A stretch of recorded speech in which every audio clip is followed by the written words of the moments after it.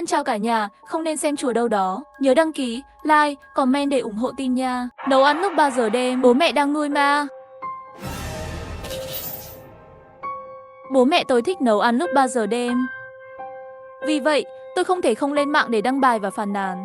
Rất nhanh có cư dân mạng trả lời đến 3 giờ đêm nấu cơm. Bố mẹ bạn đang nuôi ma. 3 giờ sáng. Tôi bị mắc tiểu tỉnh dậy đi vệ sinh. Thấy bố mẹ lại nấu ăn trong bếp. Trong bếp tối lắm. Họ thậm chí còn không mở đèn. Tại sao mẹ lại nấu ăn vào nửa đêm? Tôi không thể không phàn nàn. Cũng không biết bắt đầu từ khi nào. Bố mẹ tôi thường thích nấu ăn vào giữa đêm. Mấy lần đã đánh thức tôi dậy. Mẹ tôi mỉm cười. Đây không phải là già rồi, ban đêm luôn đói sao? Cô bé, chỉ cho phép các bạn trẻ đặt hàng mang đi mỗi ngày. Ăn tối, chúng ta không được phép làm đồ ăn khuya cho mình khi về già. Bố tôi cười mắng, mau uống một cốc sữa nóng đi, về phòng ngủ. Nghe thấy vậy, tôi cũng chỉ có thể về phòng. Nhưng lâu rồi, tôi cũng không thể không lên mạng đăng bài nói về chuyện này. Không ngờ bài đăng vừa được gửi đi 1-2 phút, sắp có bình luận của cư dân mạng rồi. Hầu hết các bình luận đều nghĩ bố mẹ tôi rất dễ thương. Cũng có rất nhiều biểu hiện cho bố mẹ tôi ăn khuya hại cho cơ thể. Nhưng chỉ có một bình luận có vẻ lạc lõng. Cô Bắc, không phải bố mẹ bạn thích nấu ăn lúc nửa đêm đâu, họ đang nuôi ma. Bình luận khó hiểu này khiến tôi cau mày. Là người cố ý đến phá phải không? Tôi vừa muốn xóa bình luận này, cô Bắc lập tức tin riêng cho tôi. Chắc chắn bố mẹ bạn làm là cơm sống. Và chắc là nấu ăn lúc 3 giờ sáng. 3 giờ sáng là thời điểm âm khí nặng nhất trong ngày. Lúc này nấu ăn nhất định là cho ma ăn. Chắc họ có một con ma trong nhà. Tôi bị cố bác sĩ nữa chọc giận cười. Mấy tuổi rồi? Thời đại nào rồi? Mặc dù tôi đoán đúng thời gian bố mẹ tôi nấu ăn, nhưng tôi cũng chỉ coi đó là sự trùng hợp thôi. Nếu bố mẹ tôi nuôi ma ở nhà, vậy tại sao tôi chưa bao giờ nhìn thấy ma? Tôi phản bác. Đó là bởi vì con ma đó chỉ xuất hiện sau 3 giờ sáng. Chắc bố mẹ bạn đang cho bạn ăn gì đó, có thể khiến bạn ngủ đến chết sau 3 giờ.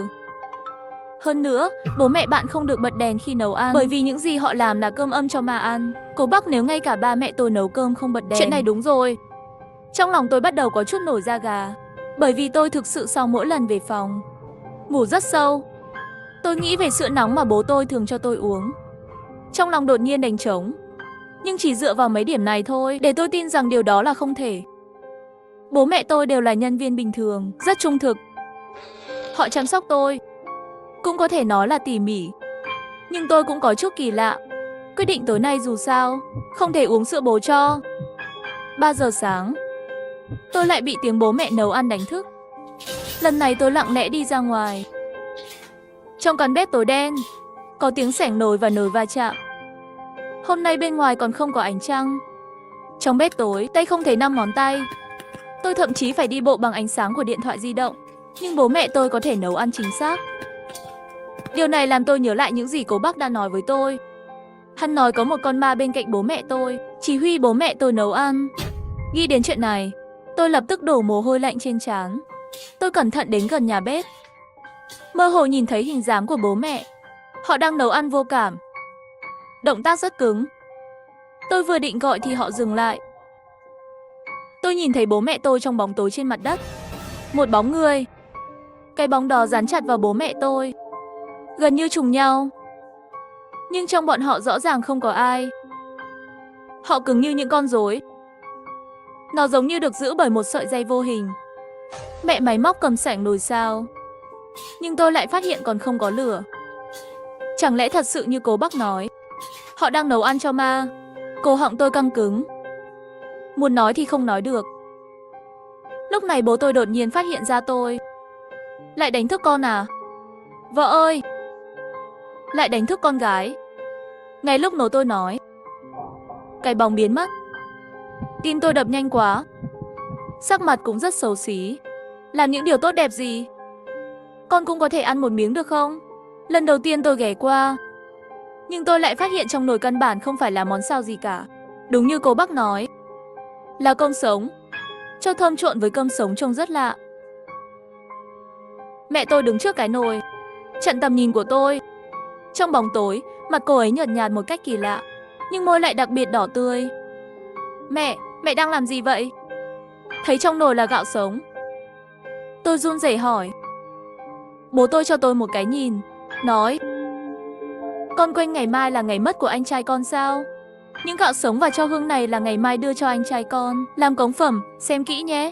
Nồi này cũng không phải là nồi chúng ta thường dùng để ăn. Tôi nhìn một cái nồi đó của thật không phải là cái nồi mà bố mẹ tôi dùng trước đây. Và ngày mai là ngày mất của anh trai tôi. Mặc dù là anh trai tôi, nhưng tôi chỉ thấy anh ta trong ảnh. Anh trai tôi có đôi mắt đẹp, cười rất đẹp. Vừa nhìn là một cậu bé rất ấm áp. Nhưng thật đáng tiếc, anh ấy chết trước khi tôi được sinh ra. Bố mẹ tôi luôn sợ cái chết của anh ấy, chưa bao giờ nói với tôi. Nhưng tôi đã nghe từ bà tôi, anh trai tôi chết trong tai nạn xe hơi.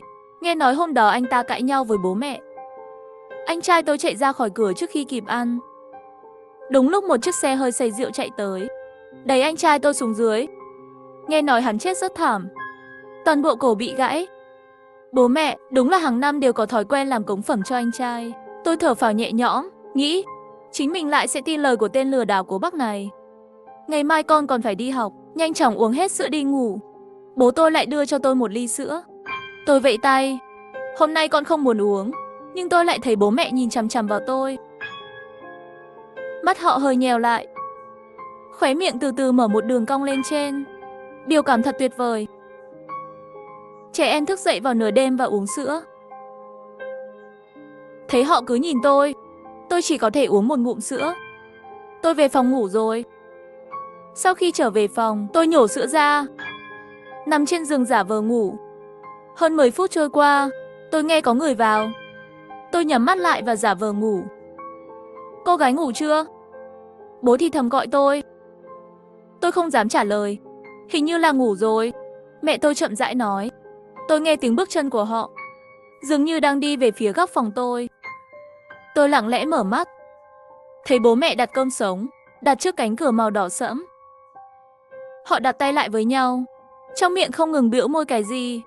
Tôi cố gắng để nghe. Bố mẹ tôi đang nói cái quái gì vậy? Cuối cùng tôi đã nghe rõ. Tiểu Cương, chúng ta sắp gặp lại nhau rồi. Bố mẹ thật sự rất nhớ con. Thân thể mới đã tìm cho con rồi. Yên tâm đi, thân thể này bố mẹ đã chăm sóc cẩn thận hơn 10 năm. Nghe mẹ tôi nói, tôi lập tức dựng tóc gáy. Căn phòng bên trong cánh cửa đỏ này, đó là căn phòng mà anh trai tôi sống. Mẹ tôi sợ, đóng cửa phòng đó lại. Từ khi sinh ra đến bây giờ, chưa từng vào phòng đó. Một chút mát mẻ từ dưới chân tôi lên đỉnh đầu. Ý họ là gì? Ngay lúc này, điều gì đó khiến tôi sợ hãi hơn đã xảy ra. Một tiếng kêu rất nhẹ. Tôi nhìn cánh cửa màu đỏ thẫm đang khóa, từ từ mở ra. Tôi thở gấp. Tôi luôn có cảm giác bên trong cánh cửa đó dường như có một cái gì đó cực kỳ khủng khiếp đang ẩn giấu. Giây tiếp theo, tôi thấy một cánh tay không có màu máu từ từ thò ra từ khe cửa. Tay kia lấy bát cơm đi với tốc độ cực nhanh. Ngay sau đó tôi nghe thấy tiếng nhai bên trong. Rõ ràng là ăn cơm sống, nhưng tiếng nhai đó nghe có vẻ như thể đang nhai từng miếng xương. Cả người tôi sợ đến mức đổ mồ hôi, nhưng không dám phát ra một tiếng động nào. Bố mẹ nhìn qua khe cửa, trên mặt lộ ra nụ cười hài lòng. Mẹ tôi nói với cửa, con trai mẹ là một người đàn ông to lớn. 3 người nhà chúng ta ngày kia sẽ đoàn tụ. Nhìn cảnh tượng cực kỳ kỳ lạ trước mắt, da đầu tôi tê dại. Tôi không muốn tin điều đó. Cái thứ chết tiệt này là anh trai tôi.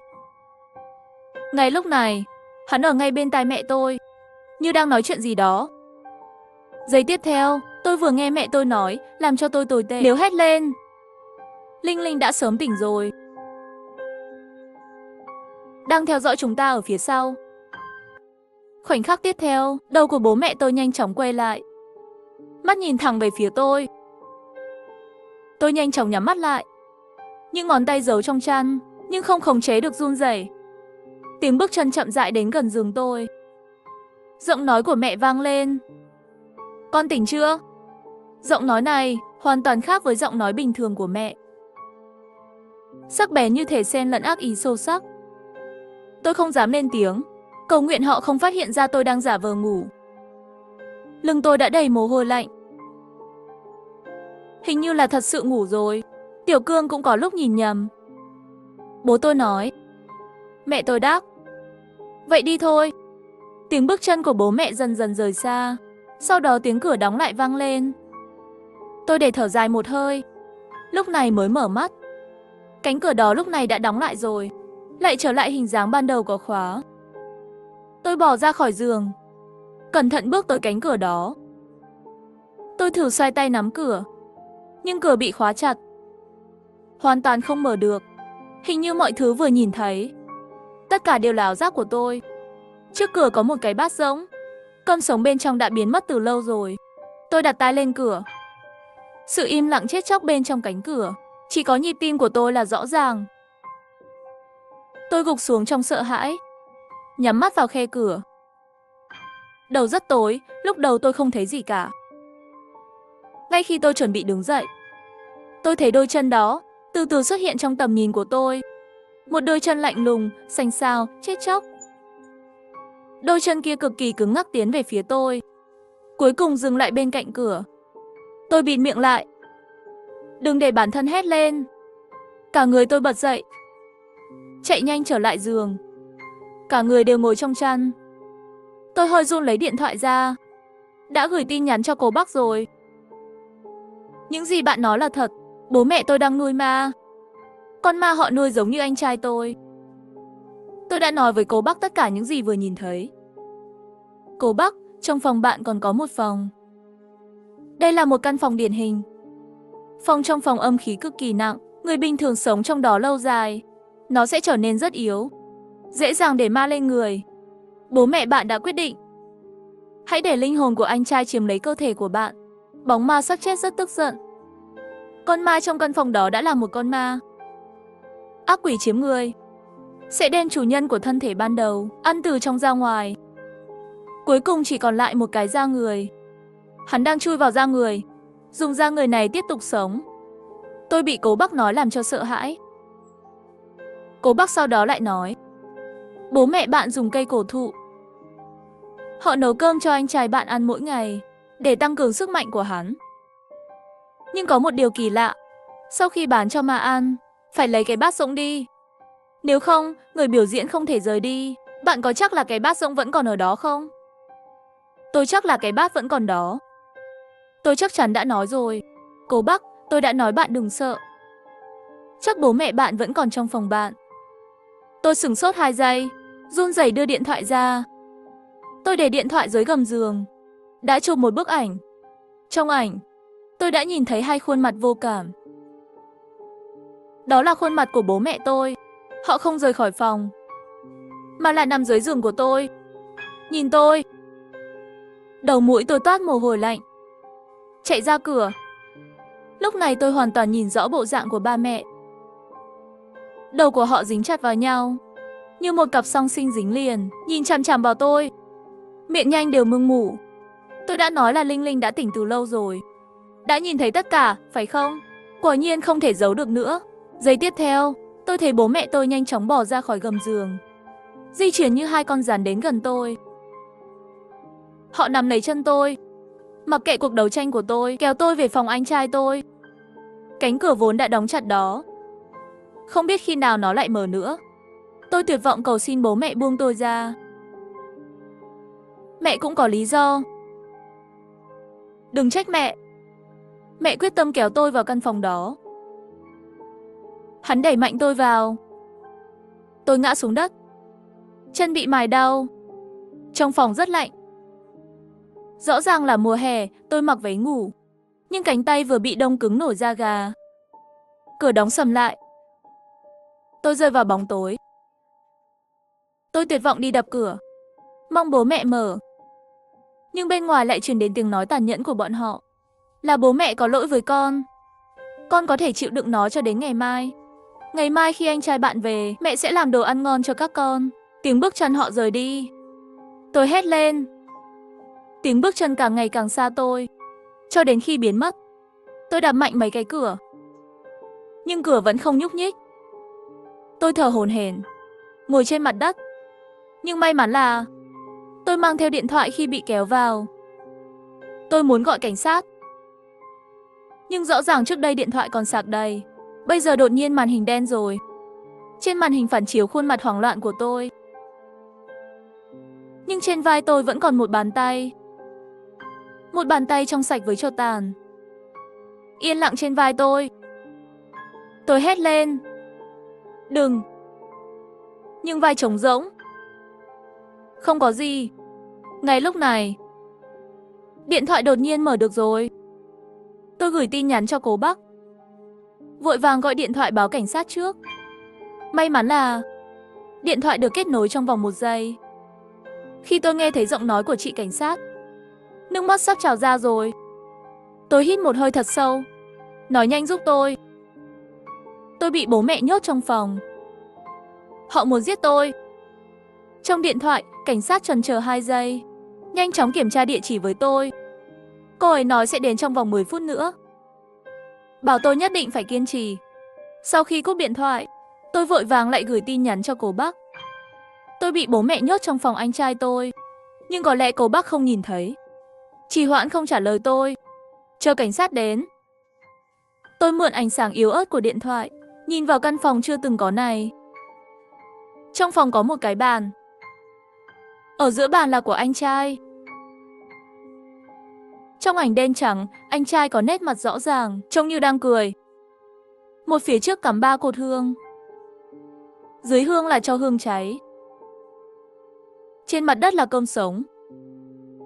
Một hồ tro màu đen được đặt bên cạnh. Sự im lặng khủng khiếp trong phòng. Nhưng tôi đã đợi hơn 10 phút liên tiếp, không nghe thấy gì bên ngoài. Tôi nghi ngờ lại gọi điện thoại báo cảnh sát. Người trả lời điện thoại vẫn là chị gái cảnh sát trước đó. Xin hỏi các bạn đã đến chưa? Chúng tôi đã đến rồi. Nhưng tôi không nghe thấy bất kỳ âm thanh nào bên ngoài. Tôi bị nhốt trong phòng. Tôi lo lắng nói. Đột nhiên trong điện thoại phát ra âm thanh ròng điện. Giọng nói của cảnh sát cũng bị kẹt. Không liên tục. Tôi ở ngay sau bạn. Giọng nói đó trở nên vô cùng chói tai. Tôi quay đầu lại. Anh trai phía sau luôn đối mặt với tôi. Nụ cười trên khuôn mặt anh ấy, nó có vẻ rõ ràng hơn một chút so với trước đây. Trái tim sợ hãi của tôi đập mạnh. Sau đó tôi gọi thêm vài cuộc gọi nữa. Nhưng lần này không gọi được nữa. Trong điện thoại, giọng nữ lạnh lẽo đang lặp lại cùng một câu nói. Xin chào, số bạn gọi không có ở đây. Khu vực dịch vụ xin vui lòng gọi lại sau. Lòng bàn tay tôi toát ra mồ hôi lạnh. Làm thế nào điện thoại báo thức có thể không có trong khu vực dịch vụ? Trừ phi là có cái gì đó đang ảnh hưởng đến hắn. Cũng may lúc này, cô Bắc cuối cùng cũng trả lời, xin lỗi. Bạn thật khó tính.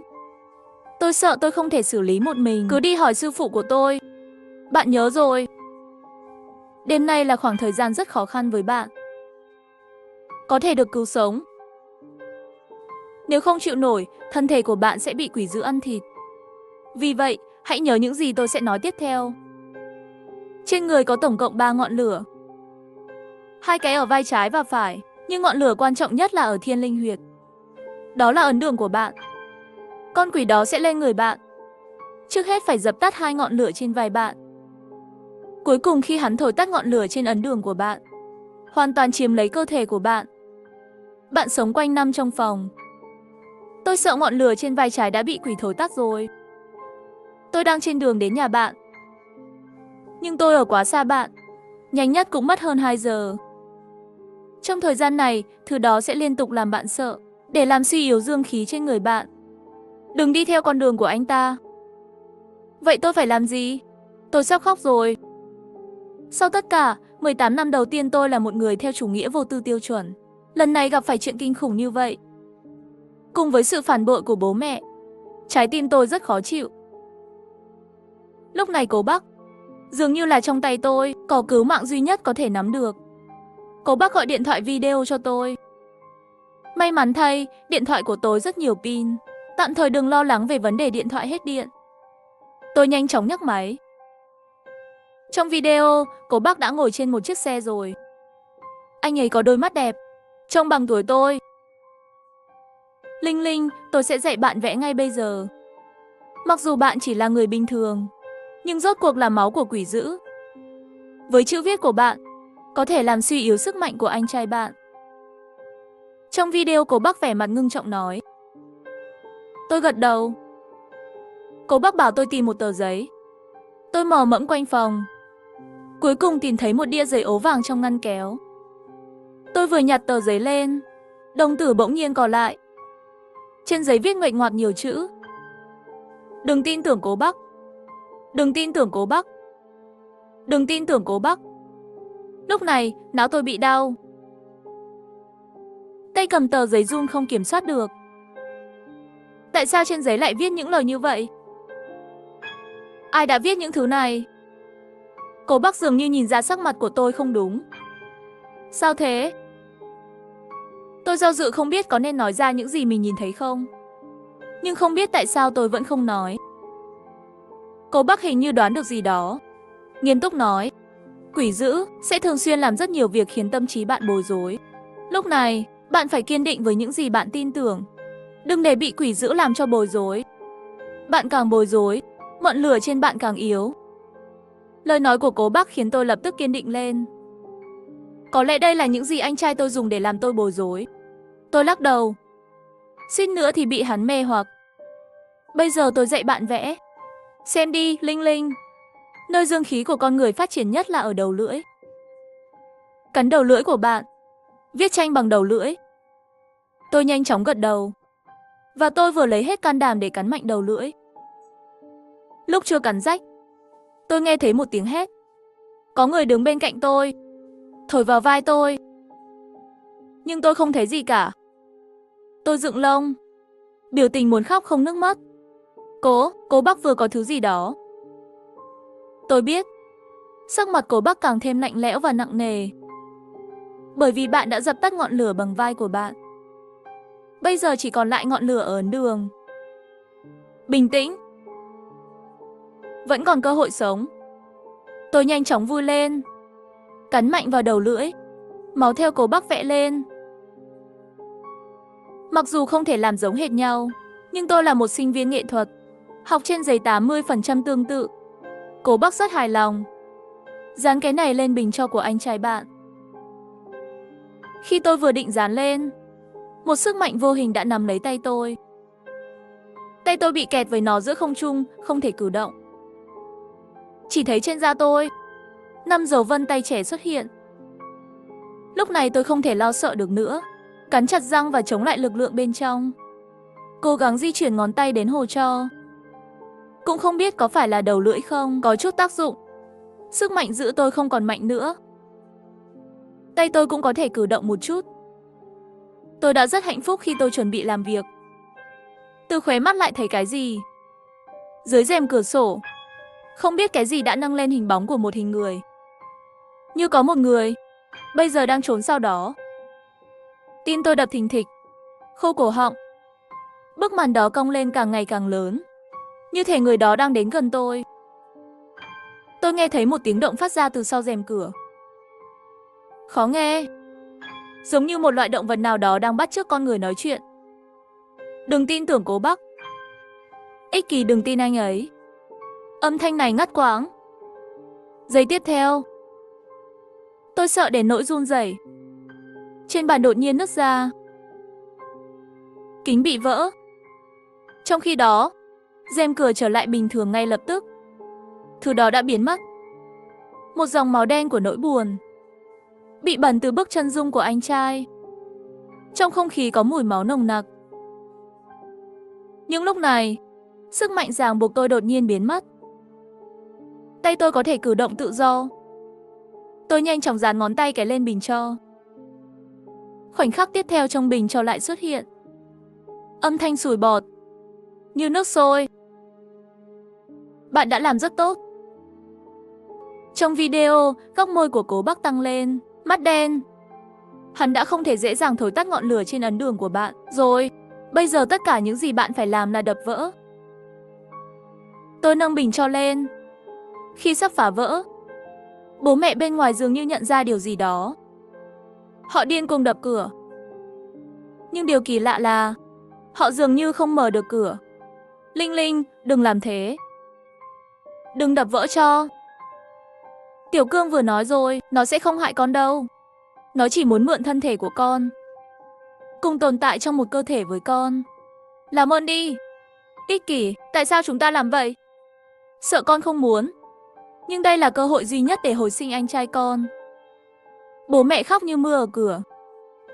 Từ miệng họ, tôi biết chuyện xảy ra vào ngày anh trai tôi chết. Hóa ra hôm đó bố mẹ hiểu lầm anh trai rồi. Họ tưởng anh trai chơi game cả đêm. Nhưng thực ra anh trai tôi chơi game là để kiếm chút tiền, mua quà sinh nhật cho mẹ.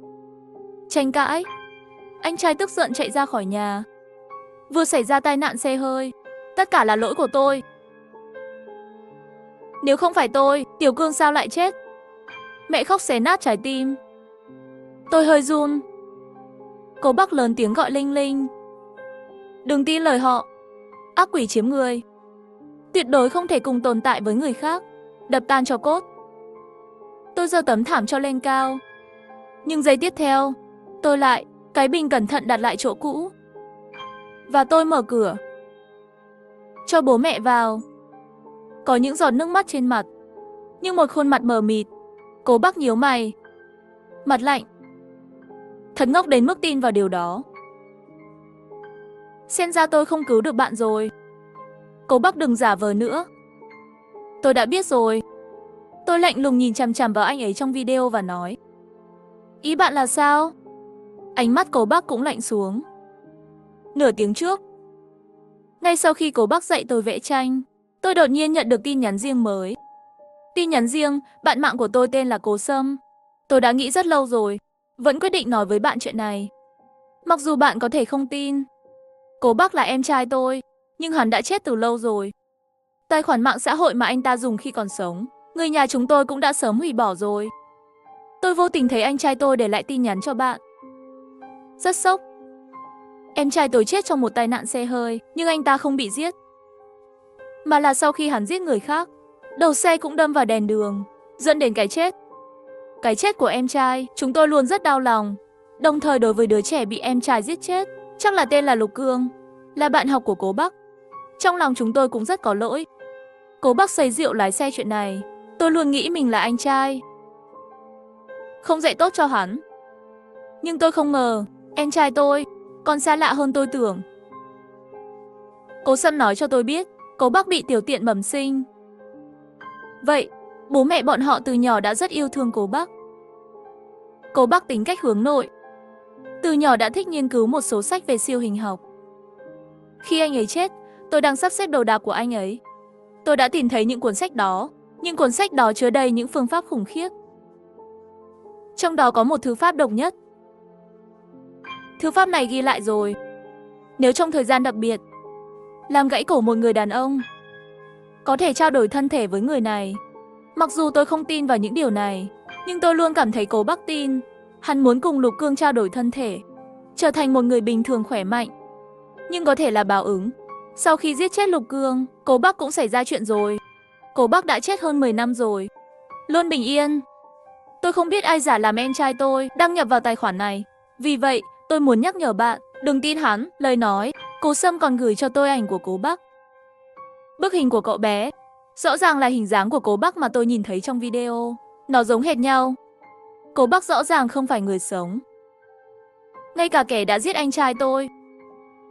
Nghe tôi nói, khuấy miệng cố bác trong video mạnh đến tận tai. Màu trắng mắt của hắn nhanh chóng bị màu đen thay thế. Một đôi mắt đều biến thành màu đen. Không ngờ, anh trai đáng ghét của tôi lại làm chuyện khiến tôi ghét nữa rồi. Sớm biết lúc đó không nên mềm lòng. Cái cần thay thế là thân thể của hắn. Nhưng cảm ơn bố mẹ ngu ngốc của bạn. Tôi giả vờ như Lục Cương vừa nói với họ. Linh hồn của tôi có thể cùng tồn tại với cơ thể của bạn và sẽ không gây nguy hiểm đến tính mạng của bạn. Không ngờ họ lại tin. Nhiều năm như vậy, họ nghĩ rằng họ đang nuôi con trai của họ. Đáng tiếc là họ nuôi tôi ha ha. Cơ thể của bạn rất hợp với tôi. Nhưng Lục Cường chết tiệt đó, tôi tưởng anh ấy đã được tái sinh từ lâu rồi. Không ngờ anh ấy sợ tôi làm tổn thương gia đình anh ấy, ở lại đây để bảo vệ các người. Tôi muốn làm bạn bối rối, để bạn đập nát cho cốt của Lục Cương, hoàn toàn để cho hắn hồn phi phách tán. Nhưng không ngờ lại bị Cố Sâm làm hỏng chuyện tốt. Cố bác cười điên cuồng, tiếng cười cay đắng. Bố mẹ tôi sau cú sốc Một biểu hiện của sự tuyệt vọng và tức giận. Chúng tôi đã bị lừa bởi con ma này. Chúng tôi còn ngốc nghếch tin rằng Tiểu Cương có thể trở lại. Thậm chí muốn cho hắn lên thân thể. Mẹ tôi che mặt lại, bất lực tức giận lên. Là bố mẹ quá ngu ngốc. Xin lỗi con. Tiếng cười của Cố Bắc càng ngày càng chói tai. Tôi muốn tắt video, nhưng điện thoại đột nhiên bị hỏng. Mặt Cố Bắc lại gần màn hình. Khuôn mặt anh ta càng lúc càng lớn trên màn hình, chiếm toàn bộ màn hình. Cố Bắc hai mắt trừng to. Hãy nhìn tôi. Tôi nhận ra anh ta muốn chui ra khỏi màn hình. Tôi vội vàng đánh rơi điện thoại xuống đất, muốn đập vỡ điện thoại. Bố mẹ thấy vậy cũng lập tức đến giúp tôi.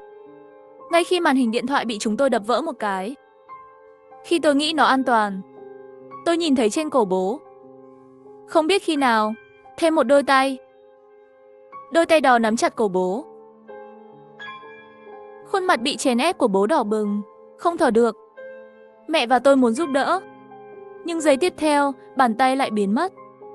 Bố ngã xuống đất thở hổn hển, sắc mặt rất xấu xí. Vợ, ra ngoài thôi. Tôi biết một người bạn, hắn có thể giúp chúng ta. Bố nắm tay tôi và muốn đưa tôi ra ngoài. Chúng tôi vừa đến cửa, nhưng trong lòng tôi luôn có một cảm giác rất khác thường. Cố Bắc cũng không phải tất cả lời nói đều là đang gạt tôi. Hắn muốn lên thân thể của tôi, phải thổi tắt ngọn lửa cuối cùng từ ấn đường của tôi. Nhưng anh trai tôi đã cố gắng bảo vệ tôi.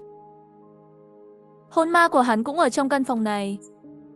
Anh trai viết trên giấy, nhắc nhở ta hồn phách của hắn cùng Cố Bắc đối trọng lẫn nhau.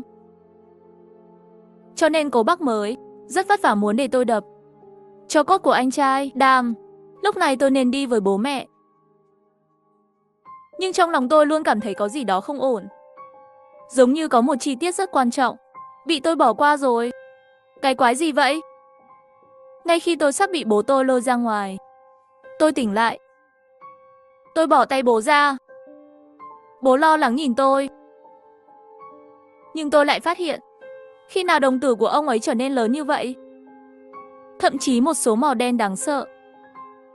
Trên tay anh trai có vết bớt không? Tôi nói một cách chua chát. Mẹ tôi gật đầu. Nhưng không biết lúc này vì sao tôi đột nhiên nói đến chuyện này. Đôi tay vừa bóp của bố tôi có một cái màu đen, vết bớt hoa mận. Mẹ tôi đã từng cho tôi xem ảnh của anh trai tôi. Lúc đó tôi vội vàng, nhưng lại nhớ kỹ cái kia màu trắng trên tay trái. Một vết bóp dễ thấy. Mẹ tôi sửng sốt, nhưng làm sao Tiểu Cương có thể? Tôi dùng hết sức để đẩy bố tôi ra ngoài. Sau đó đóng cửa lại. Lưng tôi dán chặt vào cửa. Sợ hãi làm ướt mắt. Mẹ ơi! Con có nhớ tuần trước bố phải nhập viện không? Ông ấy đã ở bệnh viện và không bao giờ trở lại. Mẹ tôi nghe thấy tôi mở miệng ra, sắc mặt lập tức trắng như giấy. Chúng ta đều đã quên chuyện này. Hoặc không phải là chúng tôi đã quên, là Cố Bắc ảnh hưởng đến trí nhớ của chúng tôi. Bố bị tiểu đường tuần trước. Bác sĩ bắt bố phải nhập viện. Vậy tuần này, sống với chúng tôi không phải bố tôi. Trong lòng tôi sợ hãi không thôi. Nếu tôi vừa bị anh ta đưa ra ngoài, tôi sợ hắn sẽ thổi tắt ngọn lửa cuối cùng của tôi. Mẹ tôi ngồi sụp xuống đất. Tôi đã ngủ với một con ma trong tuần này. Vợ, Linh Linh. Mở cửa ra, bố ơi đang đập cửa. Cửa bị đập vỡ lắc mạnh. Mẹ tôi và tôi đặt cơ thể vào cửa. Nhưng chúng tôi không thể cầm cự được lâu. Bố tôi đã phá cửa.